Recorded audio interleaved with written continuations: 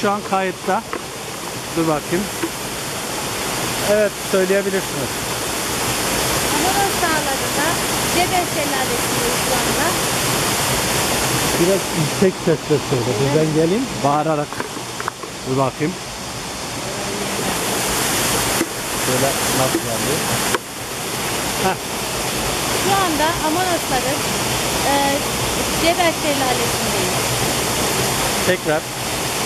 Şu an Amanoslar'da Cebel Şelalesi'ndeyiz. Biraz daha yüksek. Şu an Amanos Şu Dağları. an Amanos Dağları'nın Cebel Şelalesi'ndeyiz. Bir daha şimdi. Şu an Amanos Dağları'nın Cebel Şelalesi'ndeyiz. Tamam, bu oldu. Niye biliyor musunuz? Sesini. Şu anda Osmaniye ilinde Amanos Dağları'ndayız. Tam tersi. Burası Osmaniye'nin Bir dakika, tekrar baştan. ne diyeyim? Burası Osmaniye'nin Cebeli Dur, tekrar. Osmanlı Bir dakika. Devleti'nden. Şimdi. Burası Osmanlı döneminden kalan Cebeli Bereket vilayetidir. Şimdi diyorsun ki yeni ismiyle burası Yarpuz Köyü. Osmaniye'ye bağlı Yarpuz Köyü. Burası yeni ismiyle Osmaniye'ye bağlı Yarpız Köyü'dür. Güzel. Şu an Amanos'ta bulunan, Amanos Dağları'nda bulunan eski ismiyle Cebeli Bereket, yeni ismiyle Yarpuz olan Yarpuz'u dolaşıyoruz.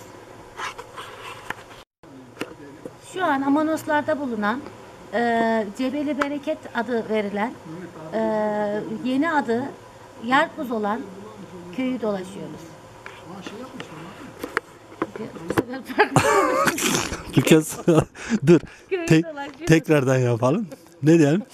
Şu an Amanos Dağları'nda bulunan, Şu an Amanos Dağları'nda bulunan eski ismiyle Cebeli Bereket, eski ismiyle Cebeli Bereket, yeni ismiyle Yarpuz Köyü'nü dolaşıyoruz. Nefes alarak yap. Düşünerek yani. şu an Amanos Dağları'nın Dağlarının değil, orada takılıyorum. Dağlarında bulunan. Evet. şu an Amanos Dağları'nda bulunan Cebeli Bereket adı verilen ama bugün günümüzde Yarpız adı verilen köyü dolaşıyoruz. Amanos Dağları'nda Cebeli Bereket adam kayalar yok. Kazankaya. Amanos Dağları'nda Cebeli Bereket Yarpuz köyün söyleyemedim yani. Tekrardan. Amanos Dağları'nda Amanos Dağları'nda Cebeli Bereket Yarpuz köyü Kazankayalardayız. bir daha tekrar. Kazankaya'dardayız. Şöyle söyle, dilin açılması açısından. Amanos Dağları'nda Kazankayalardayız. Yavaş. Amanos Dağları'nda Kazankaya'dayız. Güzel. Kazankaya'dayız. Kazankayalardayız de. Yavaş konuşursan bak vurguları Amanos Dağları'nda Kazankayalardayız. Burası Bolu değil. Amanos Dağları. Aha, Bolu'yu da koydunuz yani. Eyvah. Siz konuşmazsanız oluyor da.